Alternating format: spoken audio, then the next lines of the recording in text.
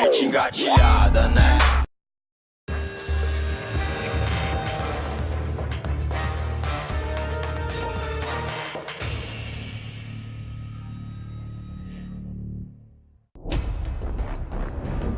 Para alguns, um personagem maligno e sem piedade que tenta a humanidade. Para outros, uma invenção dos humanos e das religiões para doutrinar, gerar culpa e medo. Diabo, Satanás, Beelzebu, se trata de um ser real. O diabo é o inimigo da humanidade. A personificação da maldade apresenta tantas caras quanto perguntas. O diabo realmente existe? Muitos creem que o diabo não existe. E esse é um grande triunfo de Satanás. O mal não tem a proporção do bem. O mal é a ausência do bem. Há aqueles que garantem inclusive terem um pacto com ele. Satanás é o libertador da humanidade e do ciclo apocalíptico. O diabo, uma das figuras mais controversas da Bíblia. Ele tem ciúme de nós, ele tem inveja da vida que Deus nos deu, porque nós temos Deus dentro de nós. Nós temos a graça que possuímos através do batismo, e o diabo está sempre tentando nos destruir por causa disso. Há especialistas que afirmam a existência de evidências satânicas. O diabo vive entre nós? Depois do exorcismo, meu psiquiatra me disse: eu não tenho esse caso cientificamente. Pois Jesus lhe dizia: sai desse homem, espírito imundo. Por acaso, seriam Deus e o diabo a mesma pessoa?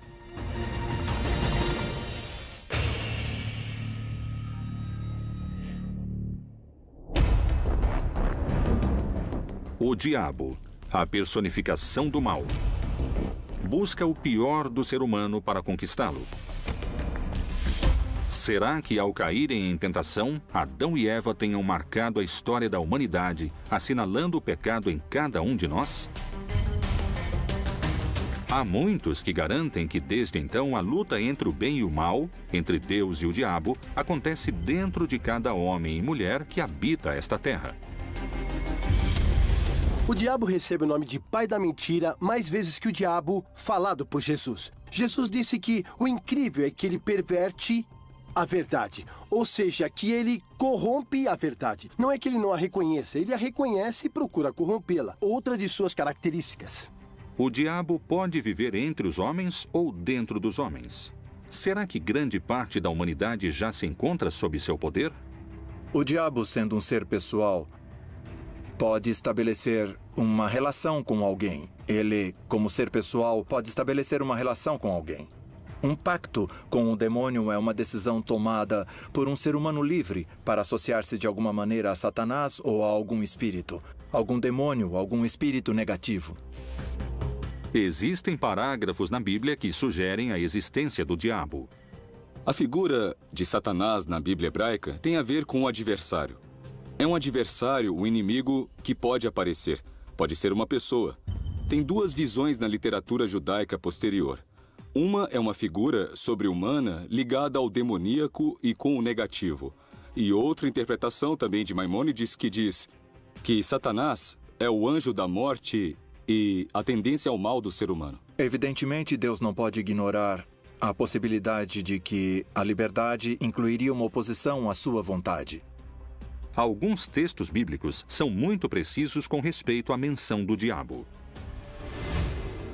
Chegando o dia que os filhos de Deus vieram apresentar-se perante o Senhor, veio também Satanás entre eles. O Senhor perguntou a Satanás: de onde vens? E Satanás respondeu ao Senhor: de rodear a terra e de passear por ela. Colômbia, Bogotá. O colombiano Sebastián Santeiros Villarreal se apresenta como bruxo, feiticeiro e afirma ter realizado pactos com o diabo. É santeiro, espiritualista, feiticeiro e trabalha com magia negra vodú. Para servir a Satanás, você não precisa ter fé. Para servir a Deus, você precisa ter fé. E a fé não tem argumentos dialéticos porque simplesmente se crê ou não se crê. Com Satanás, não. Porque quando você pede a Satanás, tudo o que se pede a Satanás ele te dá. Para fazer um grande ritual para Satanás, eu acendo uma vela vermelha, que significa a luz que o mesmo nos transmite. No altar, temos uma das colaboradoras ou colaboradores dele, porque é um anjo que é a Santa Morte. Ela trabalha para Deus e trabalha para Satanás. Se Deus lhe dá uma ordem, ela cumpre. E se Satanás lhe dá uma ordem, ela cumpre. Tenho que ter os ornamentos ou hábitos correspondentes. E a água? A água eu jogo por todo o altar porque é uma simbologia, é limpeza. Então eu faço uma oração que eu leio na Bíblia satânica. Eu invoco a presença de Satanás, invoco a presença de alguns de seus servidores em espírito. E em algumas ocasiões eu o vejo ou ele me incorpora. Depois de cair em transe, eu volto ao normal e começo a executar durante a semana aquilo que ele me ordenou. E não se discute, se cumpre.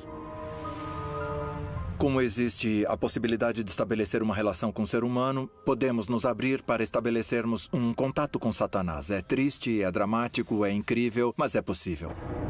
O diabo é invocado de diferentes maneiras, segundo a situação. Se uma pessoa está em perigo, ela pode invocá-lo. Se uma pessoa está contente, o invoca. Se está em um momento de agonia, o invoca. Se quiser fazer um pacto com Satanás, se quiser fazer um pacto com o que chamam de maligno, ele a escuta e vem ao seu socorro. Eu creio que o satanismo está te desviando do assunto. Por que adorar a Deus indiretamente se pode adorá-lo diretamente? Não é necessário ir pela via negativa. Posso ir pela via positiva. Deus é misericórdia, compaixão, bondade. Por isso eu não preciso adorar o lado escuro disso.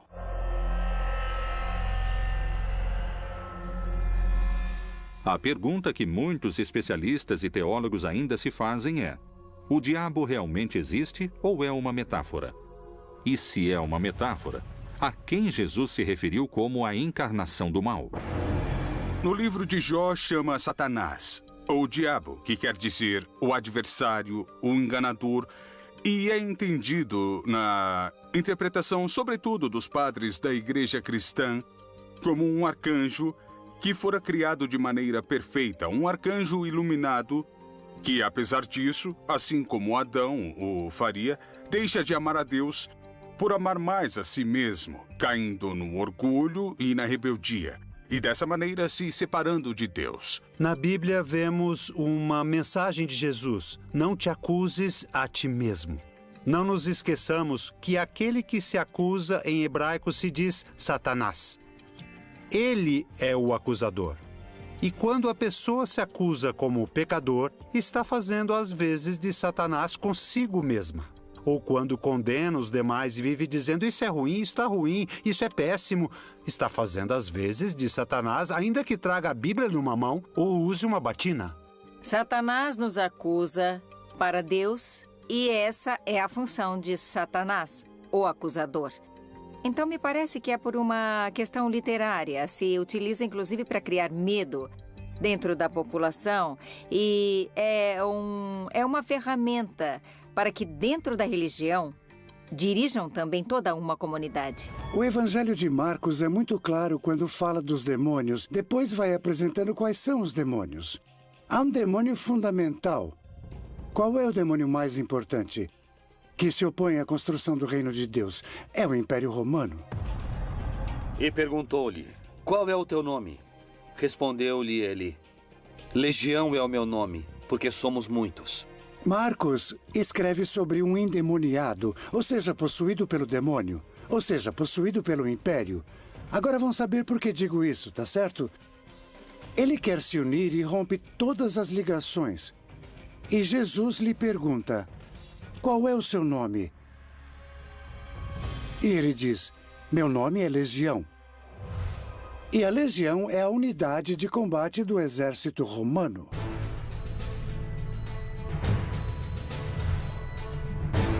São muitos os que asseguram que o diabo existe e que, inclusive, se encontra mais perto do que alguns creem.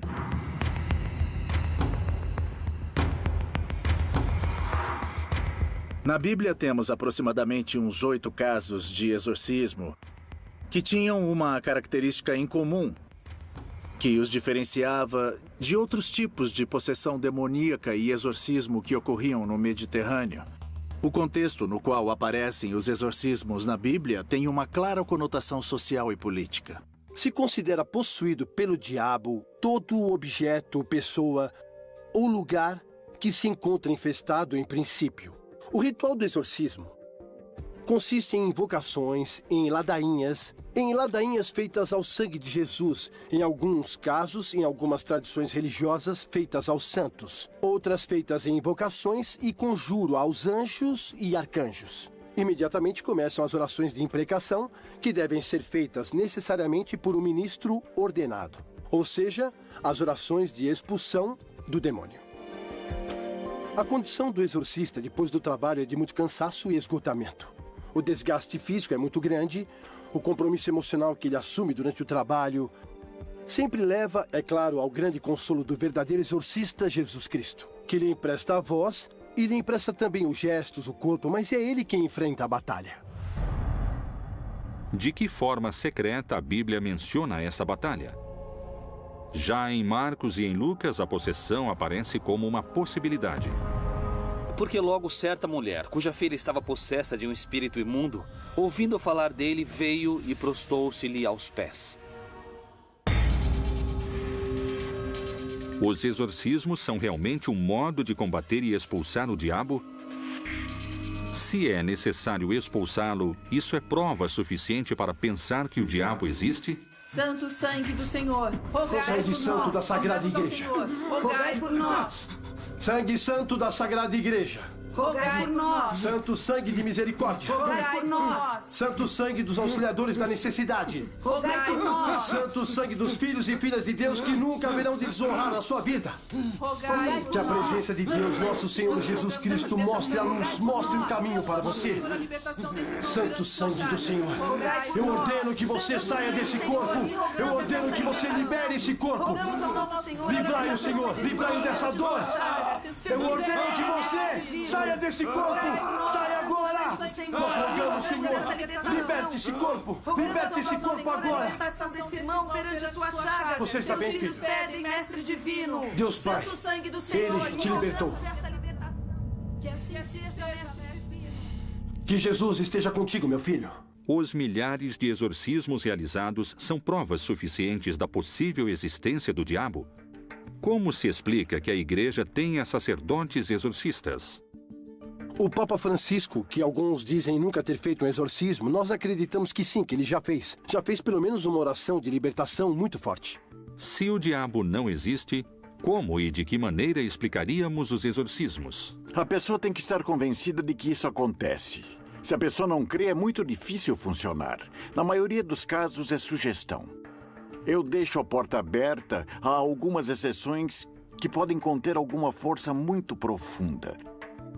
Mas essas são exceções, não é o cotidiano. É uma maneira de exercer domínio, porque naturalmente, se o demônio é algo real que está no seu corpo, e se existe alguém que pode tirar esse demônio, naturalmente essa também é uma maneira de exercer poder.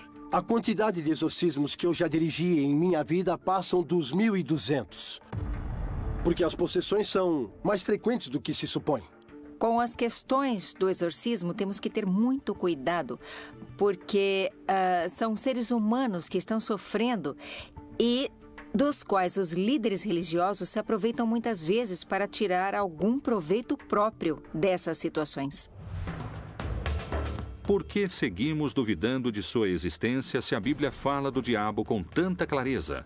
Este personagem diabólico se encontra desde a gênese da criação até a batalha final mencionada no Apocalipse.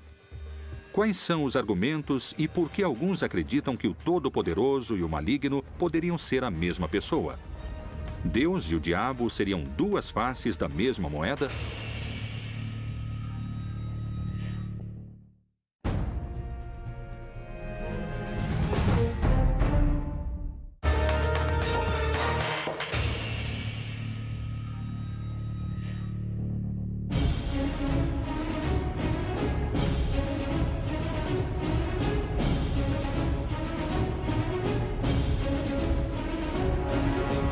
Há milênios, duas opiniões se enfrentam.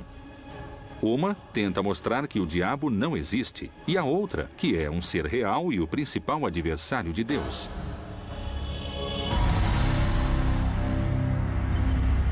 Mas, além dessas duas opiniões, há um terceiro grupo que discorda de ambos e abre um novo debate.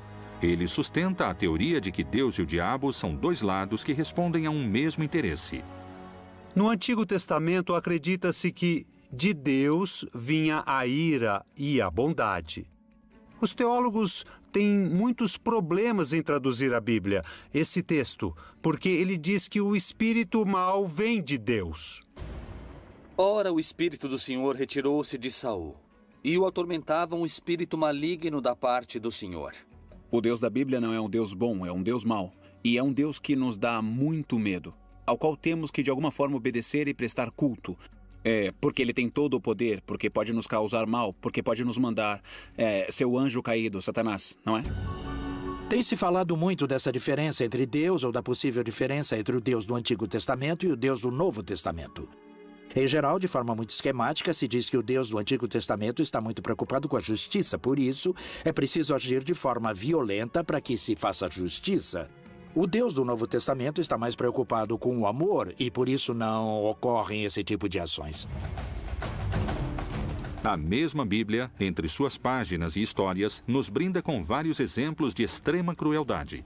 Isso pode estar associado à existência de Satanás e aos que sustentam que entre Deus e o diabo não há diferenças?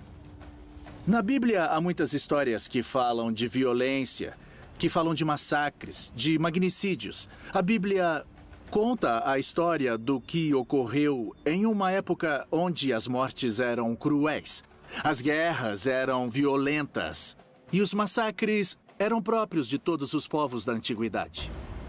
E suas crianças serão despedaçadas perante os seus olhos. As suas casas serão saqueadas e suas mulheres violadas.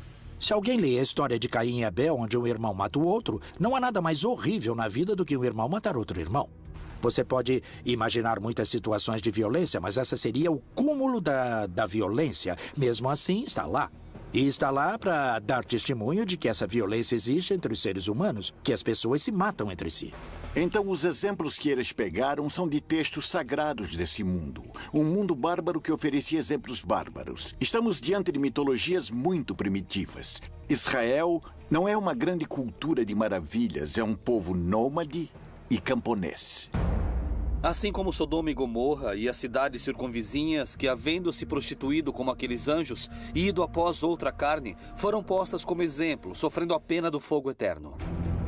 Sodoma e Gomorra é uma história muito interessante, contada no começo do relato da Gênesis, das primeiras histórias, vinculada muitas vezes, tradicionalmente, ao tema da sexualidade, que foram cidades destruídas pela homossexualidade dos habitantes. Na verdade, quando alguém lê o texto, não tem nada a ver com homossexualidade. É uma condenação pela falta de hospitalidade. A hospitalidade era uma lei fundamental na antiguidade, especialmente porque as pessoas iam de um lugar para o outro nessa faixa de caminho desértico e se alguém não o recebia, você realmente corria risco de vida. Então estes povos rompem com essa lei sagrada. Não acolhem aos anjos como hóspedes. Querem abusar deles. E aqui o problema não é a questão homossexual, é o abuso. E isso é o que é castigado neste mito. São castigados com fogo, chuva de enxofre e fogo sobre esses povos que são destruídos, aniquilados da face da terra. O enxofre, o fogo, é a destruição. É voltar para a estaca zero, para o nada. Se aniquila, o povo volta e volta a surgir a vida. Muito tempo depois dessas histórias foi assimilada a questão do inferno, por exemplo, que não tem nada a ver, não se fala do inferno na Bíblia, mas ele é assimilado dessa forma. Será que Deus pode ter tido essas condutas malignas que parecem pertencer ao universo do diabo? Há aqueles que creem que essa mesma Bíblia é uma criação mais ligada ao mal do que a um Deus como nós pensamos hoje. Marcião de Sinop escreveu um cânon dos textos que hoje conhecemos como a Bíblia. Ele ocultou no recorte que fez uma concepção especial do diabo.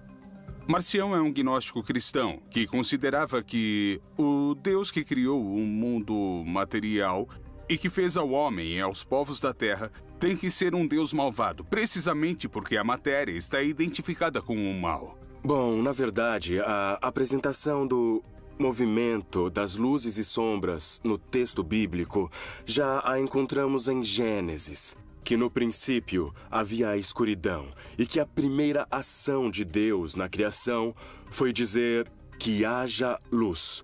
Essa luz atravessa as trevas, atravessa a escuridão.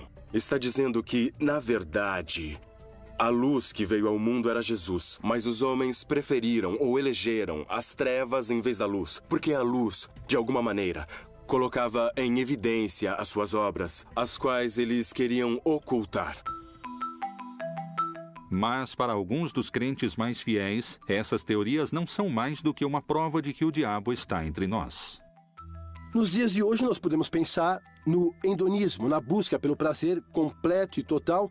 Isso tudo sem visar a transcendência, a vida, a verdade tomada como útil. Tudo isso são tentações do diabo, presentes não somente no privado e particular, mas também na vida pública. Porque a influência pública do diabo quer que se demore o nosso, o nosso caminho rumo à fraternidade, rumo à união entre os seres humanos. Quando um batizado tem em si a marca de Cristo e vive ou tenta viver em graça, não pode ser invadido pela força que se opõe a Cristo. Cristo já venceu o demônio.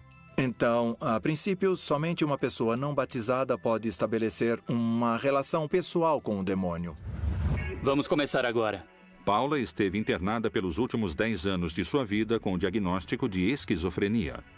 Eu escutava vozes e via coisas, sabe? As vozes me diziam o tempo todo, mate-se, corte-se. Pelo sangue de Jesus eu te liberto! Eu ordeno que deixe esse corpo agora! Pelo sangue de Jesus! Eu tinha um rosário, sabe? Que eles dão no hospital. E com o rosário da cruz, sabe? Com a parte de baixo, que é feita de plástico, é que eu me cortava com esse plástico.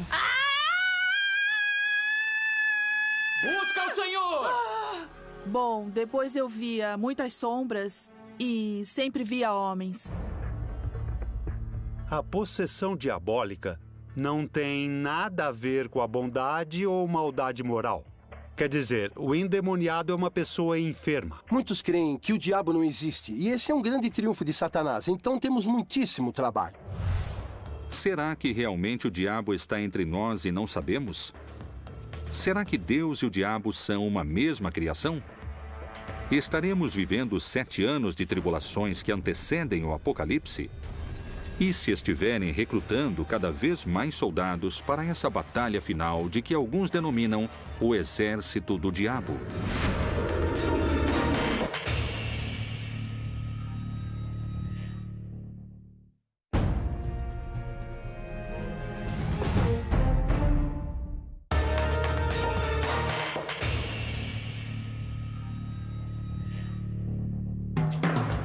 O diabo, um anjo caído que quer ocupar o lugar de Deus?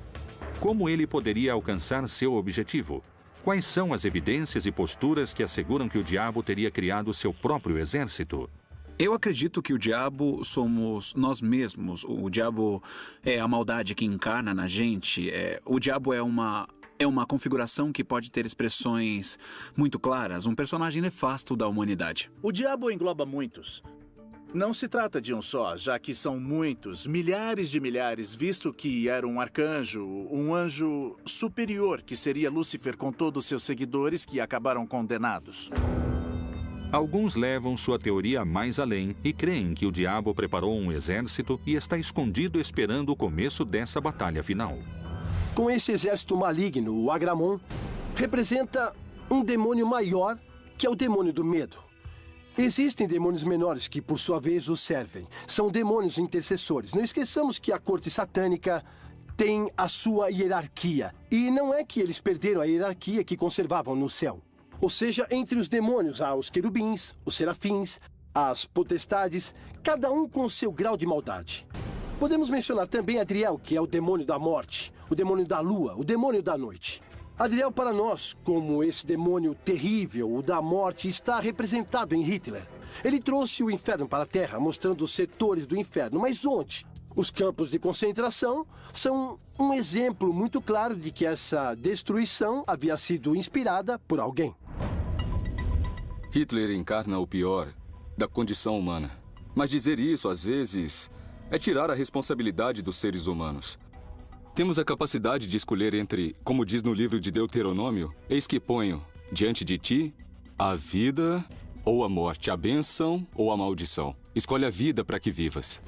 O céu e a terra tomam hoje por testemunhas contra ti, de que te pus diante de ti a vida e a morte, a bênção e a maldição. Escolhe, pois, a vida, para que vivas tu e a tua descendência.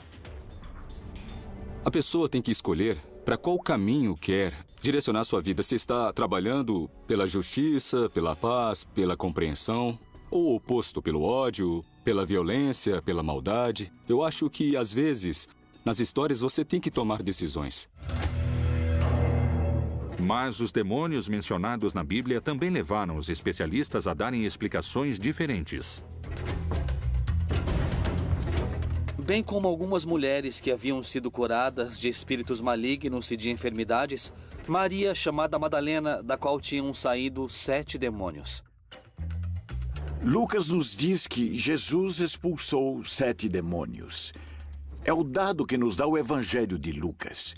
Então isso quer dizer que 7, na simbologia semítica, é a plenitude. Aqui falamos de demônios, ou seja, desfeito. Quando ela encontra Jesus, está fora do eixo. Não se sabe quem é essa mulher. Muito bem, quem são os demônios? Os demônios são os obstáculos que se opõem a um determinado tipo de projeto.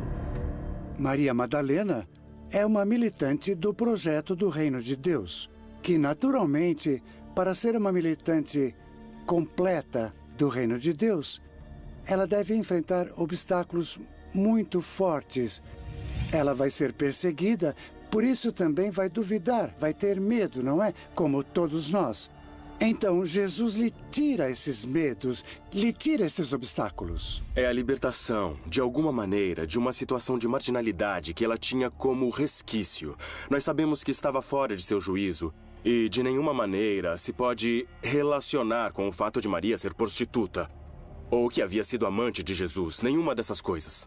Não quer dizer que foi uma mulher ultra pecadora ou ultra libertina. O endemoniado é uma pessoa cuja enfermidade não se conhecia em sua origem e nem a sua cura. Então era uma personagem endemoniada.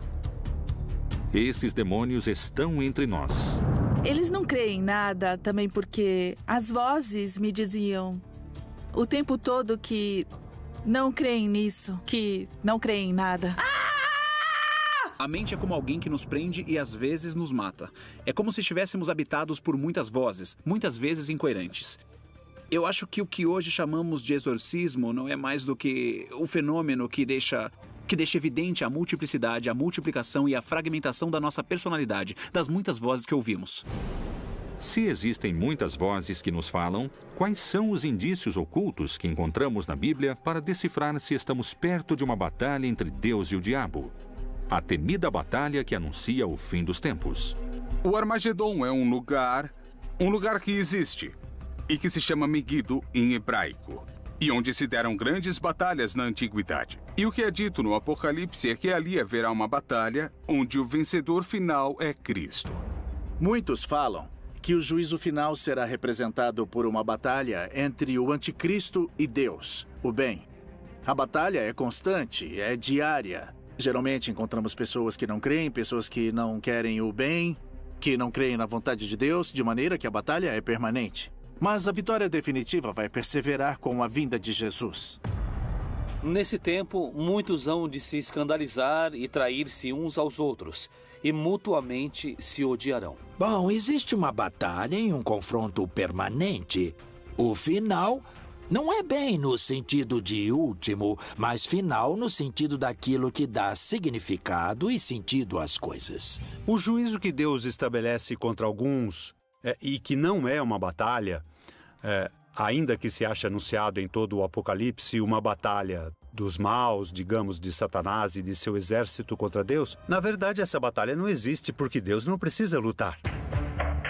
Mas para que exista uma batalha, deve necessariamente existir 2 grupos. E como alguns creem serem os que chegaram para salvar a humanidade, estão os que creem terem vindo para destruí-la. Satanás aparece na Bíblia com vários nomes e com várias imagens. Nós o conhecemos desde a serpente que aparece em Gênesis, até com os seus outros nomes, o diabo, o demônio, Satanás, Beelzebu. Todas essas seriam indicações de um mesmo personagem do pai da mentira. A luta entre o bem e o mal, entre a tentação e a obediência, entre o pecado e a salvação, é tão antiga quanto a própria vida. Como e desde quando se constrói essa figura do diabo? Por que o mal e o diabólico respondem a tantos nomes?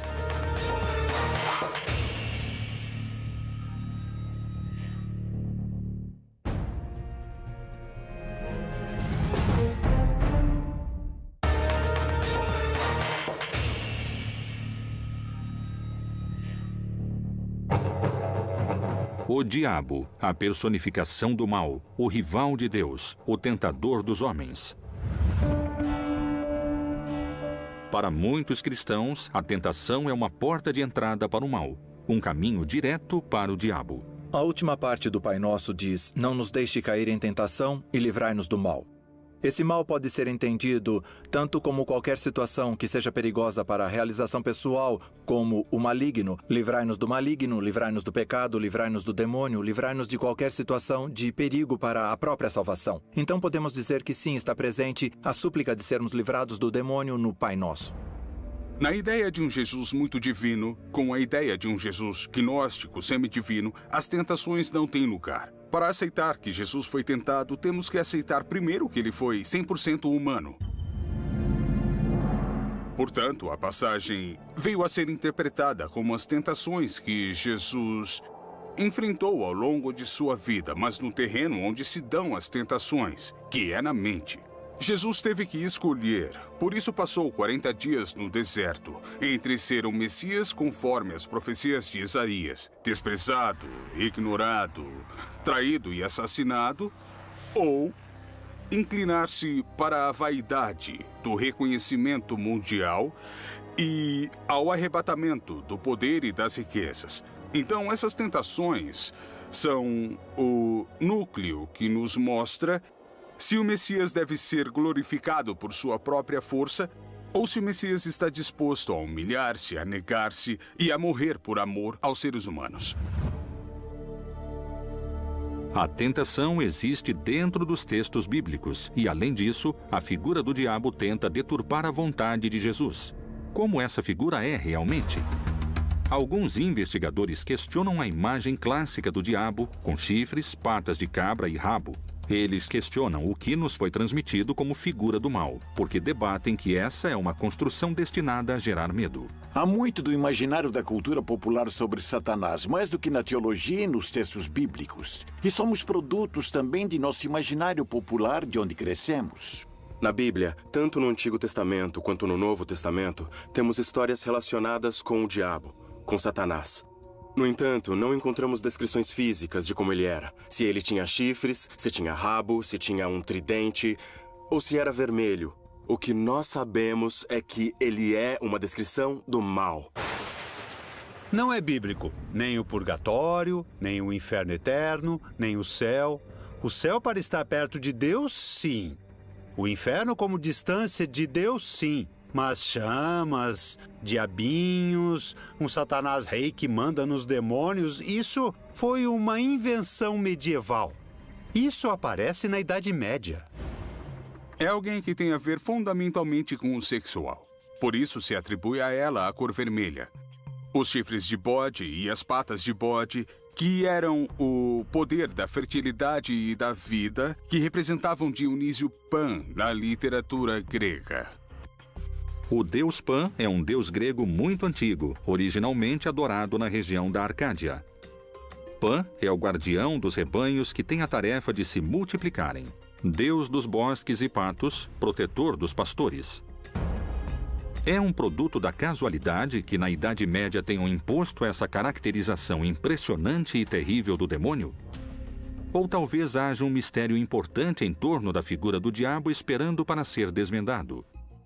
Em algum momento da história, para tornar visível a presença do mal, os autores, os pintores, usaram como origem uma imagem grotesca, com chifres, com rabo, negro, com fogo, para descrever o mal. Mas isso não significa que o diabo não existe. O diabo ter sido caricaturado na Idade Média, ou que seu conceito fora utilizado para infundir o medo, não quer dizer que ele não exista. A figura do diabo no cristianismo funciona como um grande ordenador moral.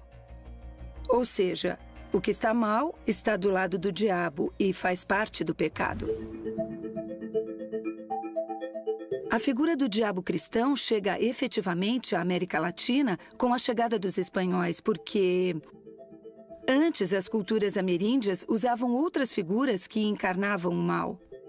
Mesmo assim, esse mal não era um mal tão absoluto e nem tão separado do bem como é o diabo cristão, que é uma das características do pensamento do catolicismo, onde aparece o mal de um lado e o bem do outro. Um único personagem, ainda que, segundo os crentes da Bíblia, seja mencionado de muitas maneiras. Ele recebe o nome de Satanás, Diabo, Lúcifer, Belzebu, Melian, Antiga Serpente, Anjo Caído, Anjo Destronado, o Anjo do Tempo. Mas houve outros nomes. No tempo de Isaías, recebeu um nome. No tempo de Jesus de Nazaré, era o Devorador. No tempo de Josué, era o Destruidor. Eles sempre insultaram Satanás de diferentes maneiras. No Novo Testamento, sim, Jesus e o apóstolo Paulo mencionam, mas como um adversário, como aquele que está contra o projeto de Deus. Não tanto como uma figura a qual você tem que escolher entre um e outro, porque popularmente se transformou em uma figura. De um lado eu tenho Deus e do outro Satanás. Eu tenho que escolher como se escolhe um time de futebol. Mas não é assim. Não é assim que nós lemos nos relatos bíblicos. A soberania de Deus não se discute, mas existe um personagem, uma maldade que se concentra nesse personagem chamado Satanás, que aparece como símbolo de tudo que se opõe a Deus. Respondeu-lhes ele: eu via Satanás como o raio cair do céu. Especialistas no estudo da Bíblia dão conta de que, em outras passagens do livro sagrado, os nomes que o maligno recebe não têm uma conotação única e nem tão direta.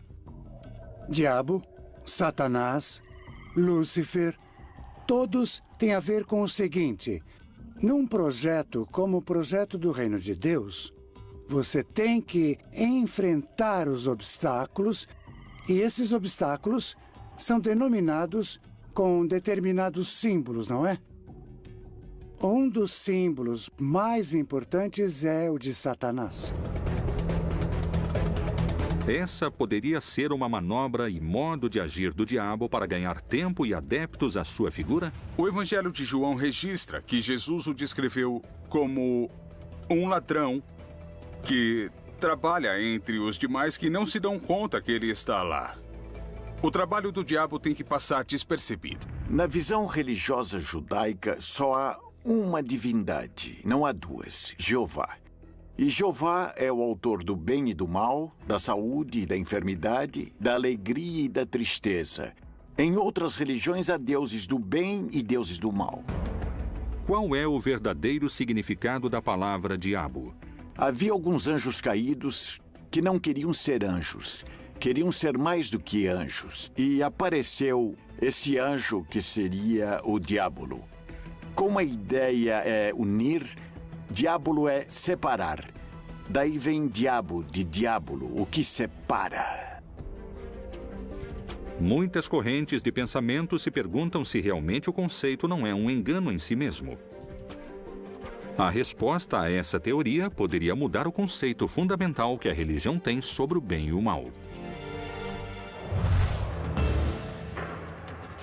Para muitos sacerdotes e para a principal autoridade da Igreja, o diabo existe em muitas de suas mensagens, e o Papa faz alusões à sua presença entre nós aqui na Terra. Onde o diabo vive? Será que Satanás está perto de nós?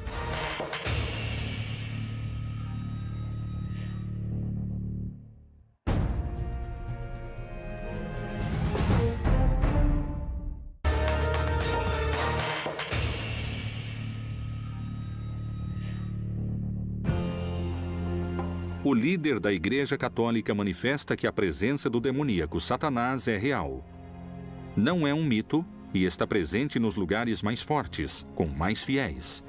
Onde? Por que se manifesta?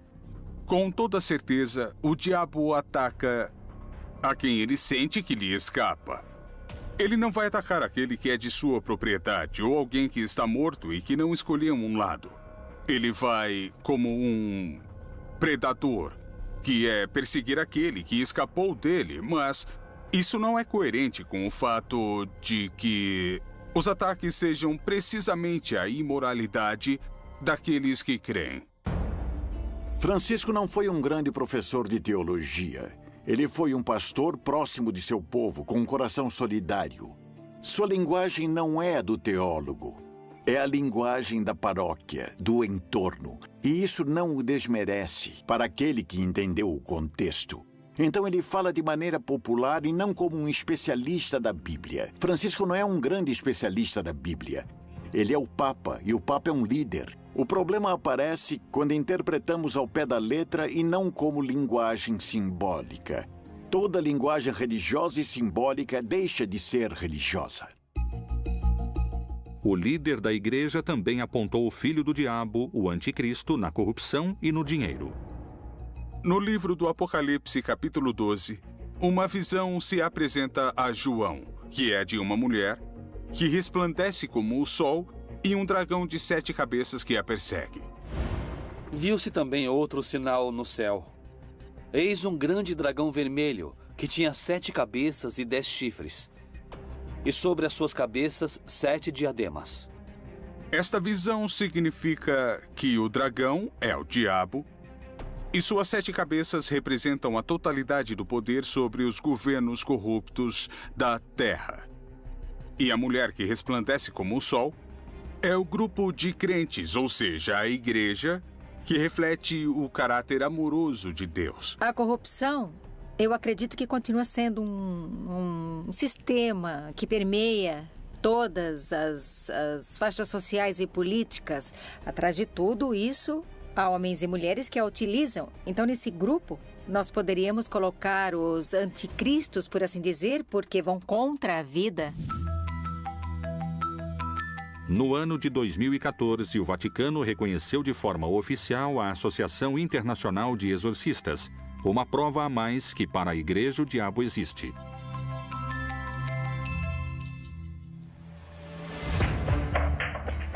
O diabo, para alguns, é uma presença maligna. Não existe apenas um anticristo. Os anticristos são entendidos como todos aqueles que são agentes da maldade e opostos diretamente à ação do Senhor Jesus. Para outros, é o mesmo Deus. Satanás é a divindade, a contraparte do suposto Deus bom.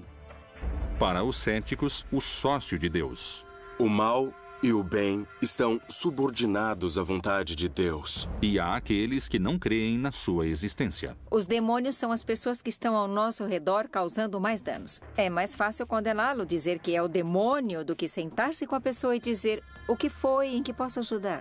O diabo é um instrumento para que o homem possa, enquanto está na história, decidir se quer amar ou não quer amar. Mas Deus é todo-poderoso e o diabo, para ele, não representa nenhum inimigo real. O diabo, mito ou verdade? Está entre nós, dentro de nós, ou é só uma criação ou história fantástica? O diabo, Satanás, Lúcifer, é mais um dos mistérios da Bíblia Proibida.